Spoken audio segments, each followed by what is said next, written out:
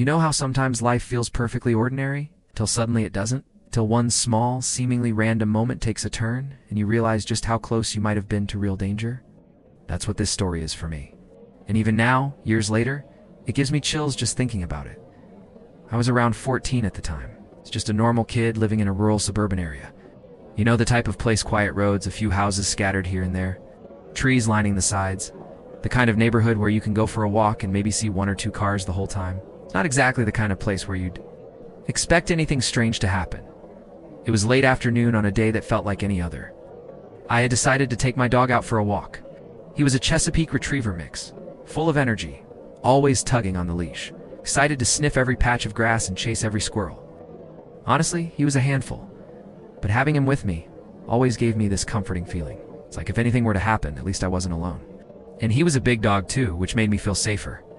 We set off down the road, me lost in my own thoughts, him pulling me toward every interesting smell. The air was calm, just the sound of birds chirping and the crunch of gravel beneath my shoes.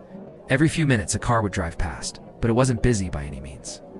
That's why when I saw this one car go by, a beat-up gray Toyota Corolla, or something close to that, didn't register as anything strange at first. It was just another car. But about a minute later, it came back again. At first, I brushed it off. Maybe the guy forgot something, or he missed a turn. It happens. But this time, when the car passed, it slowed down. Not a casual slowdown like when you're approaching a stop sign. No, this was deliberate. The kind of slowdown where you can feel the driver's eyes on you. I remember my chest tightening, this little alarm bell going off in the back of my mind. You know that instinct you get when something just feels off? That was it. I tried not to make eye contact, but I could feel it. He was watching me, and then he kept going. My dog, of course, had no idea. He was busy trying to sniff some weeds, on the side of the road, completely oblivious. But me? My heart was already beating a little faster. I kept walking, trying to convince myself it was nothing. Maybe he lived nearby. Maybe he was just driving slow for some other reason.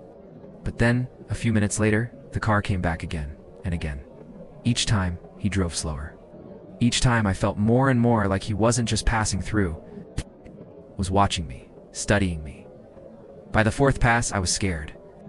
I tried to act casual, like nothing was wrong, but inside I was panicking. I didn't have a phone on me back then, at least not a real one. I decided to fake it. I pulled the leash tighter, held my hand up to my ear like I had a cell phone, and started talking out loud. I pretended like I was having a conversation. I made my voice louder than normal, saying things like, "Yeah, I'm almost home. Yeah, I'll be there in 5 minutes." Hoping, just hoping, that if he really was thinking about doing something, the thought of me being connected to someone else would scare him off. Meanwhile, my dog was completely unaware. Tail wagging, tongue out, happy as could be. But this guy wasn't going away. Kept circling the road by the 6th or 7th time he drove by. I knew this wasn't an accident. Nobody forgets a turn that many times. Nobody has any reason to keep driving up and down a road that much. He was watching me, following me. And the way his car slowed each time it was like he was waiting for the right moment. My palms were sweaty. My stomach felt twisted. Instinct in my body screamed, "Get out of here!" So I did the only thing I could think of. There was a patch of woods off to the side of the road. I yanked my dog's leash and headed straight into the trees, ducking down low, heart racing, trying not to make any noise. My dog was confused, probably thinking this was some new game we were playing. But for me, it was deadly serious. I crouched, there hidden behind the trees, gripping my dog's collar to keep him still. My breaths were shallow, my ears straining to catch every sound. And sure enough, the car came by again. He slowed down, real slow. His head turned, scanning the sides of the road, like he was looking for me. I didn't move. My heart pounded so hard, I was sure he could hear it. Then he passed. But he came back. Once, twice, each time. The car crawled by like a predator searching for its prey, and each time I stayed frozen in those woods, praying he wouldn't see me.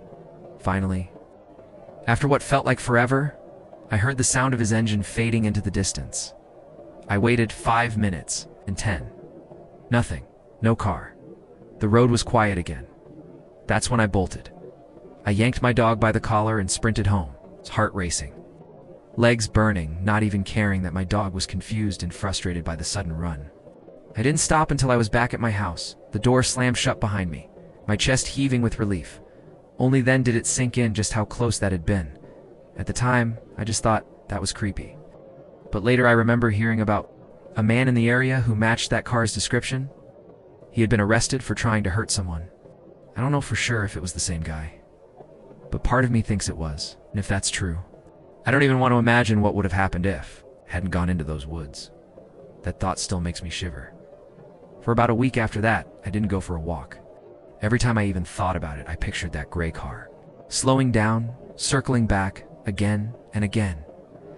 It wasn't a dramatic horror movie moment. It wasn't some big scene with flashing lights and loud noises. It was quiet, simple. But sometimes that's scarier, because you realize how close danger can be, even in the most ordinary places. And the truth is, I don't think I'll ever forget the feeling of hiding in those woods, praying that man wouldn't find me. If you enjoyed this story and want to hear more real experiences like this, don't forget to like the video, subscribe and follow True Threads for more chilling, true stories.